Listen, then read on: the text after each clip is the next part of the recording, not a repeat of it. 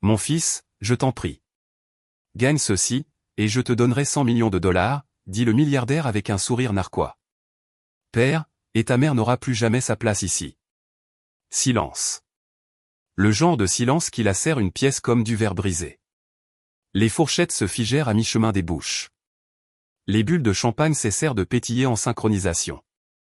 L'air à l'intérieur du Veraritos Lounge, l'un des restaurants les plus chers de San Francisco, devint lourd, presque furieux.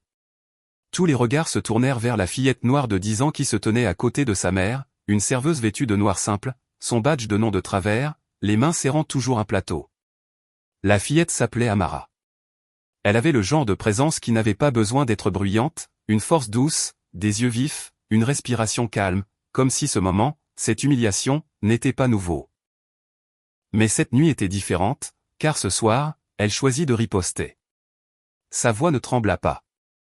Elle ne scia pas. Elle dit simplement, « Je vais jouer ». La foule ricana. Non pas parce que c'était drôle, mais parce qu'ils ne comprenaient pas. Ils ne comprenaient pas que ce n'était pas seulement une partie d'échecs. C'était l'histoire. C'était le pouvoir enveloppé de silence. C'était une histoire noire qui n'était pas censée être racontée, maintenant se déroulant sur une table en acajou poli entre une fille qui n'avait rien et un homme qui pensait tout posséder. Richard Kessler, le PDG milliardaire, s'adossa avec une arrogance théâtrale. Il était habitué à gagner, habitué au contrôle. Il n'avait aucune idée de ce qui l'attendait. La serveuse Cassandra voulut parler, voulut arrêter ça.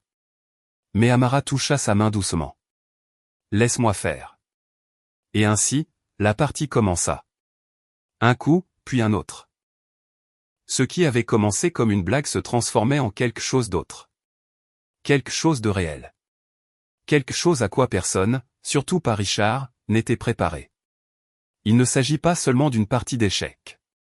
Il s'agit de voix, d'héritage, de justice. Et si vous êtes ici pour des histoires qui remettent en question, qui inversent les rôles, qui font transpirer les puissants, alors restez connectés, abonnez-vous, car ce n'est pas n'importe quelle histoire. C'est une histoire noire, et elle ne fait que commencer. Le Veraritos Lounge n'était pas qu'un restaurant. C'était une performance, une scène où l'élite de San Francisco venait pour être vue, pas seulement pour manger. L'éclairage était doux, mais délibéré. Chaque table était dressée de linge blanc et d'argenterie. Les murs étaient ornés d'art moderne dont personne n'osait demander la signification. Et chaque recoin de la pièce murmurait l'argent, vieil argent, argent ostentatoire, argent de la Silicon Valley. Les soirs comme celui-ci, vous n'aviez pas besoin de réservation, vous aviez besoin d'influence. Richard Kessler en avait amplement.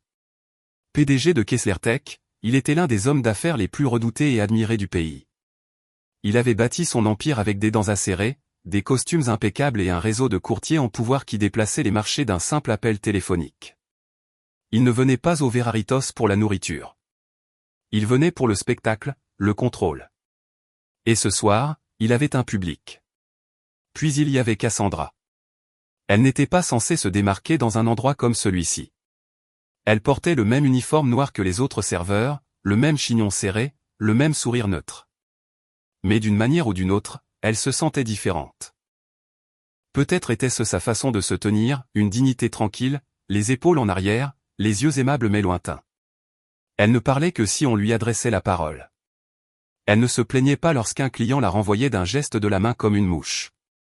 Elle avait un travail à faire, et elle le faisait bien. Mais peu importe à quel point elle travaillait bien, elle était toujours perçue avant tout pour une chose, sa peau. Noire. Femme. Issue de la classe ouvrière. Pour certains, ce serait tout ce qu'elle serait jamais. Sa fille, Amara, l'attendait souvent dans la salle de repos des employés, mais ce soir était différent. La babysitter avait annulé à la dernière minute, alors Cassandra avait emmené sa fille, la gardant tranquillement calée dans une banquette près du bar de service avec un livre et la promesse d'un dessert après son service. Amara ne se plaignait pas. Jamais. Elle était observatrice, réfléchie et plus consciente d'elle-même que la plupart des adultes. Elle remarquait des choses comme le fait que personne ne regardait jamais sa mère dans les yeux, ou que certains clients ne souriaient que lorsque le gérant passait. Amara soupira, se redressa et se rappela cette nuit-là. Elle n'avait aucune idée que sa place dans l'ombre était sur le point de changer, que l'homme le plus riche de la pièce essaierait de la remettre à sa place, et qu'elle lui montrerait exactement où elle appartenait. Cela commença comme des centaines d'autres moments que Cassandra Jones avait appris à endurer. Elle débarrassait la table 7, ses pas silencieux, ses mouvements gracieux malgré les longues heures. Elle tendit la main vers un verre d'eau pétillante à moitié vide juste au moment où le coude du client le heurta sur le côté.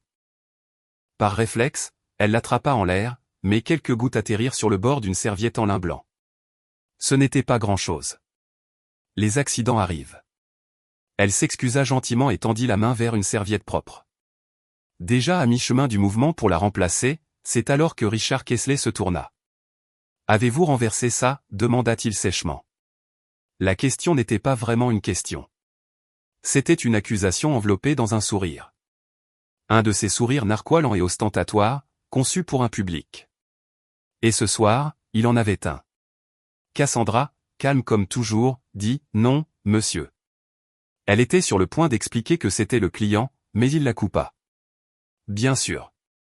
Ce n'est jamais de votre faute, n'est-ce pas ?» Sa voix porta assez fort pour interrompre plusieurs conversations à proximité. « Dieu nous garde que quelqu'un comme vous prenne ses responsabilités. Quelqu'un comme vous. » 3 mots, chargés de siècles. Quelques clients rirent jaunes, mal à l'aise. Certains baissèrent les yeux sur leurs assiettes, faisant semblant de n'avoir pas entendu. Mais Amara entendit. Elle leva les yeux de son livre et fixa l'autre bout de la pièce. Richard fit un pas de plus. « Dites-moi quelque chose, dit-il, baissant la voix juste assez pour aggraver les choses. Savez-vous même jouer aux échecs, ou est-ce que ce jeu est un peu trop avancé ?» La pause resta suspendue dans l'air, aiguë, précise. Il n'avait pas dit « pour quelqu'un comme vous cette fois ». Il n'avait pas besoin. C'était gravé dans son ton, sa posture, la façon dont il la regardait comme si elle méritait d'être sous les planchers. Cassandra ne répondit pas. Elle avait appris avec le temps que des gens comme Richard ne cherchaient pas la conversation. Ils cherchaient l'obéissance, le silence, la preuve qu'ils avaient raison à votre sujet. Mais Amara se leva, disant, un peu plus d'1,20 m, vêtue d'un simple sweat à capuche bleue et de baskets. Mais lorsqu'elle traversa la pièce, elle portait la présence de quelque chose de plus grand. Elle se plaça à côté de sa mère et rencontra le regard de Richard. « Ma mère ne joue peut-être pas aux échecs, dit-elle, d'une voix posée, mais moi, oui. » La pièce se figea. En cette seule phrase, tout s'inversa, le pouvoir, le contrôle, le centre de l'histoire. Il ne s'agissait plus du milliardaire et de son insulte. Il s'agissait de la petite fille noire qui ripostait. Il y eut une pause assez longue pour mettre les gens mal à l'aise. Assez longue pour que tout le monde au Veraritos Lounge réalise qu'il ne s'agissait plus d'eau renversée ou d'une insulte désinvolte. C'était quelque chose de plus. Amara se tenait là, atteignant à peine la poitrine de Richard Kessler, mais elle ne broncha pas. Elle ne sia pas. Elle ne chercha pas l'autorisation de sa mère. Elle ne demanda pas si c'était d'accord. Elle avait déjà décidé. Sa voix était douce, mais assez claire pour percer le bourdonnement du jazz doux et l'incrédulité murmurée. « Ma mère ne joue peut-être pas aux échecs, répéta-t-elle, mais moi, oui. » Quelques clients ricanèrent. Un homme près du bar marmonna sous son souffle, « Oh, allons donc. » Mais Richard se pencha. « Ah oui, dit-il, amusé. Tu joues. » Amara hocha la tête. Richard haussa un sourcil, théâtral désormais. « eh bien, c'est adorable. Peut-être pourras-tu lui apprendre quelque chose, Cassandra. » Les lèvres de Cassandra s'entr'ouvrirent, mais aucun son n'en sortit. Ses mains tremblaient légèrement le long de son corps. Elle savait ce que c'était. Il ne s'agissait pas d'échecs. Il ne s'agissait même pas d'Amara. C'était un jeu, et non celui avec un plateau. Richard se retourna vers la table et désigna dramatiquement l'échiquier s'ouvert derrière lui. Une pièce de collection, plateau en marbre, pièce d'obsidienne polie et d'ivoire, fabriquée sur mesure en Europe. Ce n'était pas destiné à être joué. C'était destiné à être exposé. Mais il sourit. « Je vais te dire, dit-il en tirant une chaise. Jouons tout de suite. Toi et moi. » Amara inclina légèrement la tête. « Vous êtes sérieux ? » « Oh, complètement, dit Richard avec une fausse sincérité. Rendons ça intéressant. Gagne cette partie, et je te donnerai 100 millions de dollars. Quelqu'un dans la foule haleta. D'autres rirent, pensant que c'était une blague. Richard sourit davantage. Mais si tu perds, dit-il, son ton s'assombrissant, ta mère ne sera pas seulement renvoyée. Elle sera mise sur liste noire. Elle ne travaillera plus jamais dans un endroit comme celui-ci. Cassandra s'avança enfin. S'il vous plaît, monsieur Kingsley. C'est une enfant.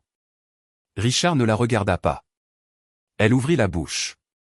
Voyons si elle peut tenir ses promesses. Amara ne recula pas. Elle se dirigea vers la table d'échecs et tira la chaise d'en face. Elle s'assit avec le calme que l'on n'attend pas d'une enfant. J'accepte, dit-elle. Le poids dans la pièce se déplaça.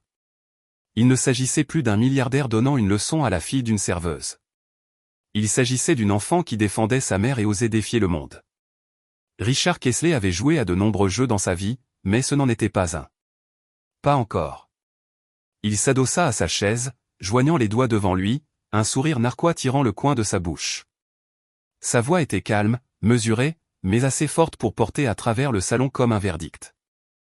Permettez-moi d'être parfaitement clair, dit-il. Si vous gagnez cette partie, ma petite, je virerai 100 millions de dollars sur un compte à votre nom. Pas de combine, pas de presse, juste de l'argent. Vous n'aurez jamais besoin de travailler un seul jour de votre vie. Des halètements parcoururent la pièce. Certains rirent nerveusement, ne sachant pas si c'était du théâtre ou la réalité. Certains sortirent leur téléphone, appuyant sur enregistrer avec des doigts tremblants. Cassandra resta figée, le cœur battant à tout rompre.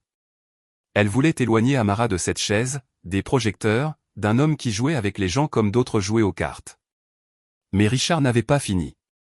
Et si vous perdez, dit-il, se penchant en avant, sa voix baissant légèrement, c'en est fini de votre mère. Pas seulement ici au Veraritos. N'importe où. Il se tourna vers le gérant du restaurant, un homme plus âgé en costume bleu, transpirant sous son col. Officialisez ça, dit Richard. Le gérant hésita. Puis hocha la tête. Si elle perd, dit-il doucement, l'emploi de Cassandra sera résilié, et elle sera déclarée inéligible à l'embauche dans toutes nos enseignes partenaires à l'échelle nationale. Les genoux de Cassandra faillirent céder. C'était plus qu'un licenciement. C'était un effacement. Richard se tourna de nouveau vers Amara, son ton redevint soudain léger. Tu veux toujours jouer, demanda-t-il, inclinant la tête. Amara le regarda sans ciller. Oui, un mot. Aucune hésitation. Je veux ça par écrit, cria quelqu'un dans la foule. Peut-être un avocat. Peut-être juste quelqu'un qui connaissait le jeu que Richard aimait jouer. Richard claqua des doigts, et en quelques secondes, son assistant apparut avec une tablette élégante et un stylet. Il le tendit à Richard, qui tapota quelques écrans, signa son nom et le fit glisser vers Amara. Contrat numérique, dit-il. Une partie, le vainqueur rafle tout.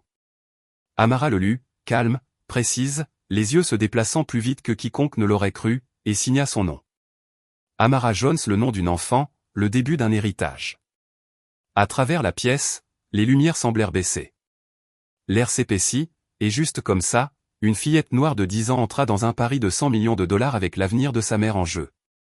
L'échiquier était silencieux, mais la tension dans la pièce était assourdissante. L'échiquier du Veraritos Lounge n'était pas destiné à être joué. Il trônait sous verre, une pièce maîtresse destinée à signaler le goût, la classe et une domination tranquille. Le plateau lui-même était sculpté dans du marbre italien, poli jusqu'à l'éclat. Les pièces, moitié ivoire, moitié obsidienne, étaient faites à la main, lestées et froides au toucher.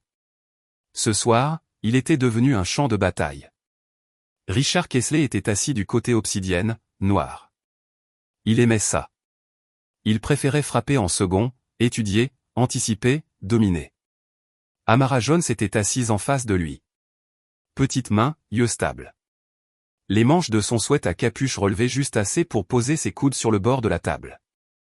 Elle jouait les blancs. Elle commença. Pion en E4. Simple, traditionnel, fort. Richard eut un sourire narquois. Comme dans les manuels, dit-il. Laisse-moi deviner. Tu as lu ça dans un livre d'échecs pour enfants. Amara ne dit rien. Son visage était indéchiffrable. Il répondit par une défense vive et agressive. Cavalier en F6. Il n'était pas un débutant. Richard avait passé des années à apprendre le jeu dans des clubs de campagne exclusifs et des retraites d'investisseurs technologiques. Il jouait vite. Il jouait dur. Et il jouait pour humilier. Amara ne se pressa pas. Elle prit son temps. Elle étudia le plateau avec la patience tranquille de quelqu'un qui n'avait pas peur du temps. Elle ne réfléchissait pas trop, mais elle ne scia pas non plus. Pion en D4. Richard fit claquer sa langue. Tu vises le centre, n'est-ce pas? Il lança une contre-attaque, sortant son fouteau, pressant ses flancs, testant ses réactions. Mais Amara était calme. Elle développa lentement, efficacement. Elle sortit ses pièces comme si elle posait les fondations de quelque chose. Pas accent grave-l'œil, pas audacieux, mais solide, puissant à sa manière. Les gens dans la pièce commencèrent à se pencher. Les téléphones enregistraient en silence. Personne ne riait plus. Chaque coup qu'Amara faisait semblait intentionnel, comme si elle avait déjà planifié les 5 suivants. Elle ne jouait pas pour ne pas perdre. Elle jouait pour gagner.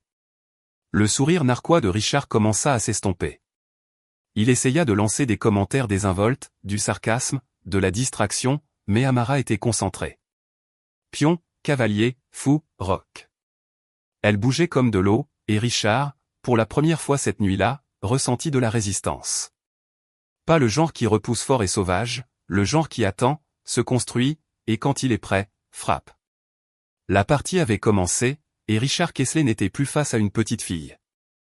Il était face à un adversaire. À chaque mouvement d'Amara, un étrange malaise s'insinuait plus profondément dans la poitrine de Richard Kessler. Pas de peur, pas encore, mais un sentiment qu'il ne pouvait nommer. Elle ne jouait pas seulement bien.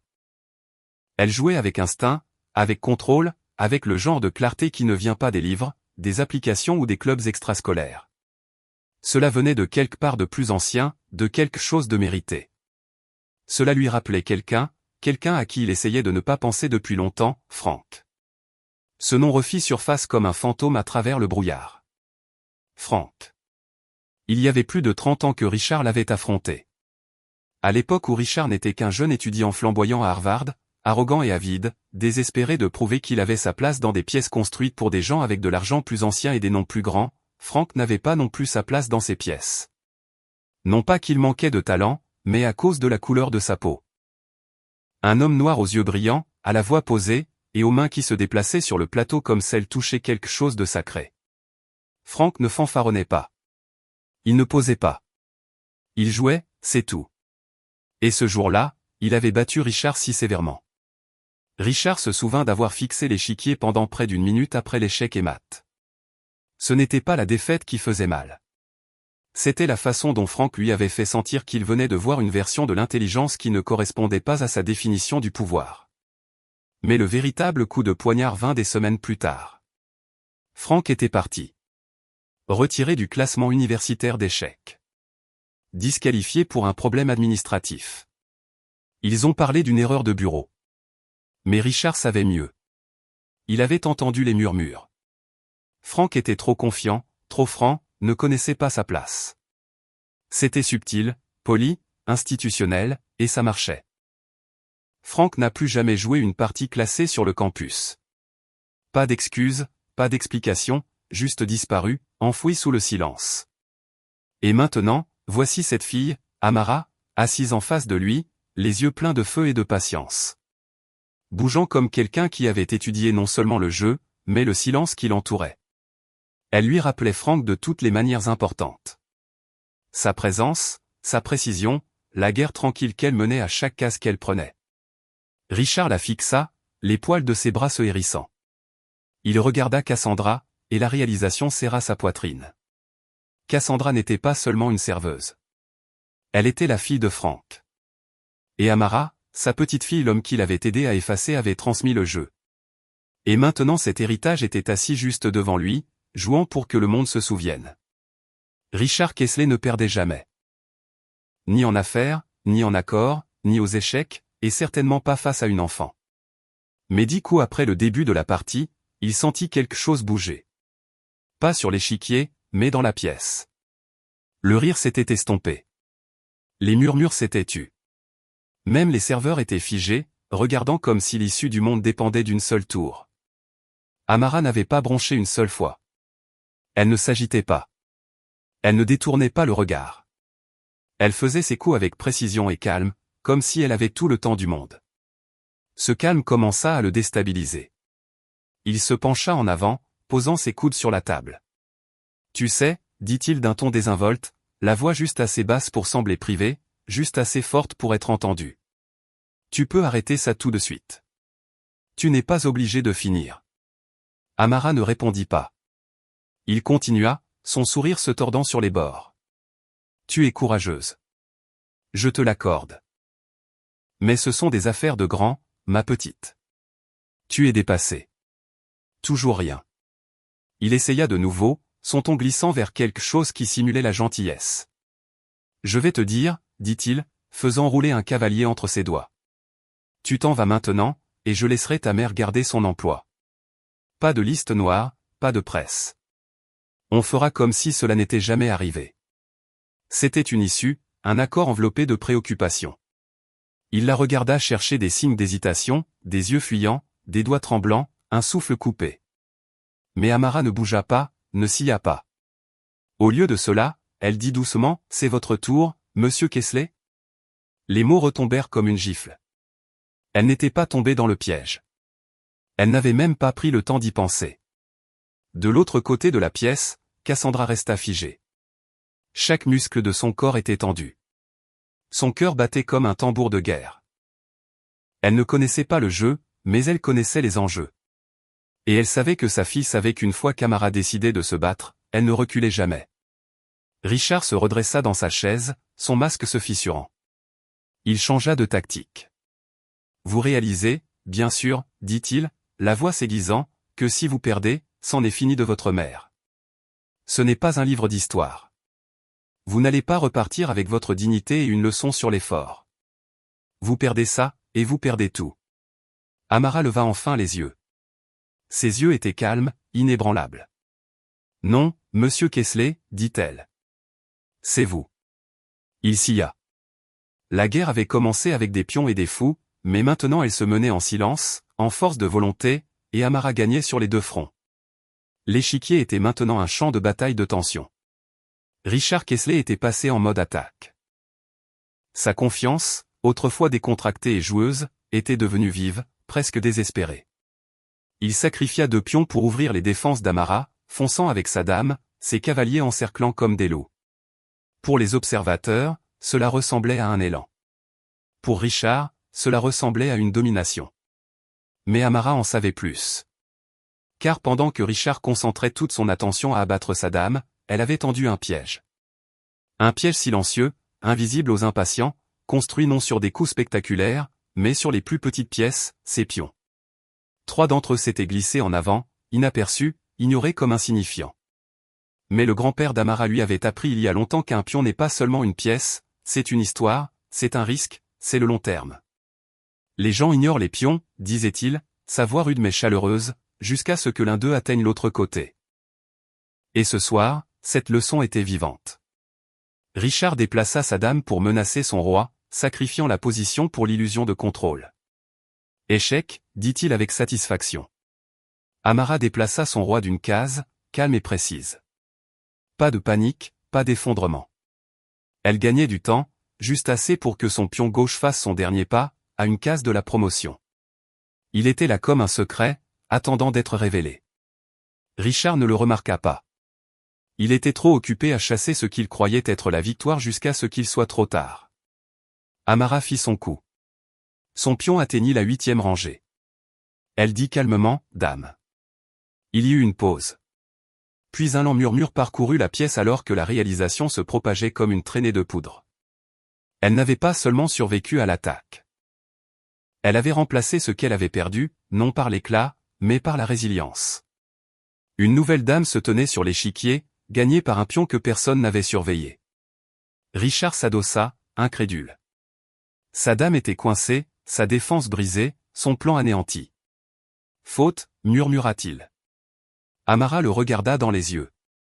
Vous étiez trop occupé à courir après le pouvoir, dit-elle doucement. Vous n'avez jamais vu la révolution arriver. Et c'est ce que c'était. Pas seulement un coup, pas seulement une stratégie, une révolution, un moment où la plus petite pièce, négligée, sous-estimée, changea tout.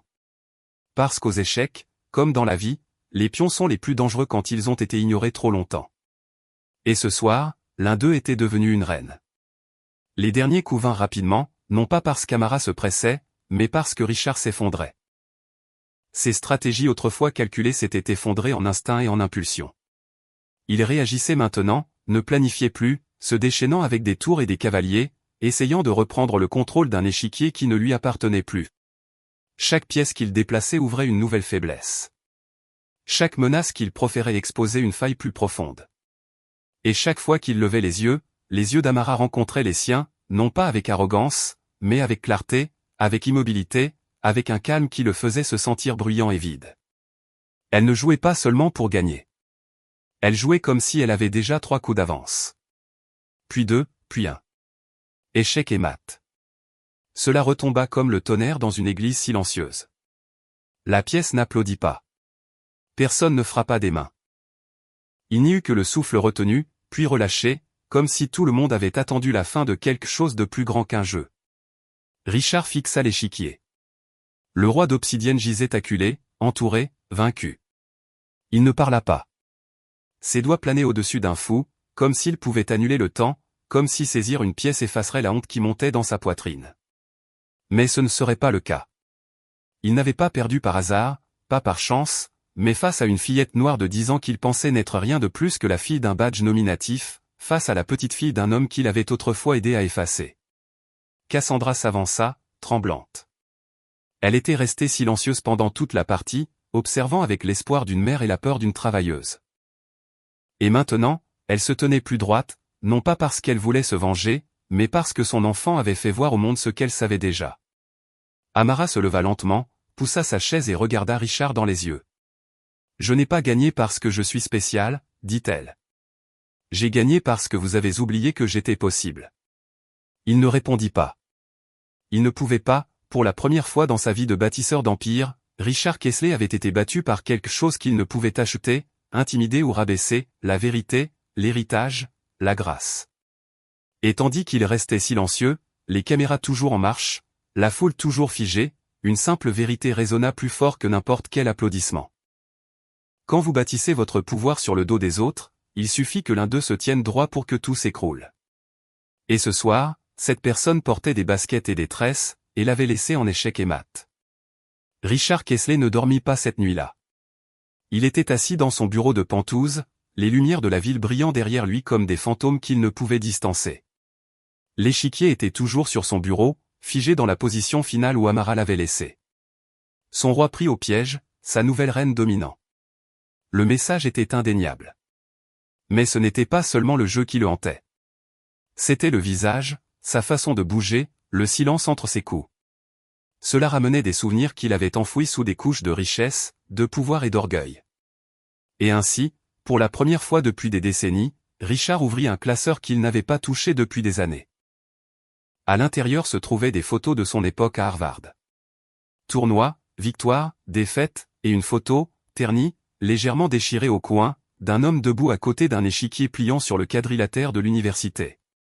Son nom était Frank Miller. C'était le seul homme noir du club d'échecs cette année-là, le meilleur joueur du campus, et la seule personne que le système avait discrètement mise de côté. Richard se le rappela maintenant vivement. La façon dont Frank avait gagné ce jour-là, l'expression sur son visage ni suffisant, ni triomphant, juste fier et la façon dont cette fierté fut punie. Frank ne revint pas le semestre suivant. Des rumeurs circulèrent, quelque chose à propos d'une violation de code, un incident antisportif que personne n'a jamais détaillé. Mais Richard connaissait la vérité.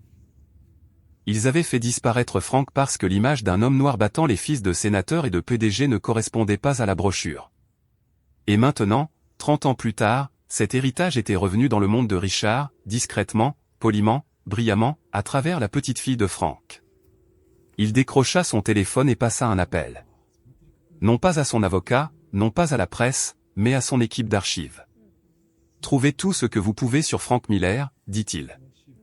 Je veux des dossiers complets, des photos, des matchs, des interviews, tout ce qui existe encore. Il y eut une longue pause à l'autre bout. Puis, oui, monsieur. Lorsque le rapport arriva le lendemain matin, Richard lut chaque mot. Frank avait ensuite entraîné des échecs dans des écoles sous-financées. Il avait enseigné à des dizaines d'enfants dans des centres communautaires. Il n'a plus jamais participé à des compétitions, n'a jamais cherché les projecteurs. Mais il avait transmis quelque chose. Une façon de penser, une façon de voir l'échiquier, un héritage silencieux et puissant, et il était maintenant vivant en Amara. Un héritage qu'ils avaient essayé d'effacer, mais n'avaient pas pu, car la vérité, comme un pion bien placé, trouve toujours son chemin. Au final, ce n'était jamais juste une partie d'échecs. C'était un miroir. Un miroir qui montrait ce à quoi ressemble le pouvoir quand il est remis en question, ce à quoi ressemble la dignité quand elle se dresse, et ce à quoi ressemble l'histoire quand elle refuse d'être effacée. Amara ne quitta pas le Veraritos Lounge avec seulement un contrat numérique et le silence d'un milliardaire. Elle repartit en ayant restauré quelque chose qui n'aurait jamais dû être enlevé. Non seulement pour une famille, mais pour tous ceux qui ont été sous-estimés, ignorés ou exclus à cause de leur apparence ou de leur origine. Et Richard Kessler, il tint parole. Il transféra l'argent. Tout. Sans délai, sans échappatoire. Mais il fit autre chose aussi. Il créa une fondation, l'initiative Frank Miller, un fonds dédié au soutien des jeunes esprits dans les communautés sous-représentées. Des enfants qui voient le monde comme un échiquier et savent qu'ils ont leur place dans le jeu. Cassandra la dirige maintenant, Amara à ses côtés, non pas parce qu'elles ont demandé une faveur, mais parce qu'elles ont mérité leur place à cette table. La leçon est simple, ne confondez jamais le silence avec la faiblesse. Ne confondez jamais la jeunesse avec l'ignorance. Et ne confondez jamais, au grand jamais, l'uniforme de quelqu'un avec sa valeur. Car la plus petite pièce sur l'échiquier, celle que vous pensez ne pouvoir pas aller loin, ne pouvoir pas faire de dégâts, ne pouvoir rien changer, est la même pièce qui, avec du temps et de l'espace, devient une reine. Et quand cela arrive, tout change. Cette histoire parle de bien plus que d'argent. Elle parle d'héritage. Elle parle de qui est rappelé, de qui est réduit au silence, et de ce qui se passe quand quelqu'un ose réécrire les règles. Et peut-être qu'elle parle aussi de vous. Peut-être vous êtes-vous senti comme un pion dans le jeu de quelqu'un d'autre. Peut-être avez-vous attendu le bon moment pour parler, pour avancer, pour faire ce pas. Si c'est votre cas, que ceci soit votre signe. Vous n'êtes pas petit, vous n'êtes pas impuissant, et vous n'êtes jamais à court de coups. Merci d'avoir passé ce temps avec moi. Si cette histoire vous a parlé, si elle vous a un tant soit peu ému, n'hésitez pas à aimer, partager ou vous abonner. Non pas pour moi, mais pour que quelqu'un d'autre, quelqu'un qui se sent oublié, sache qu'il n'est pas seul, car son histoire pourrait bien être la prochaine à mériter d'être racontée.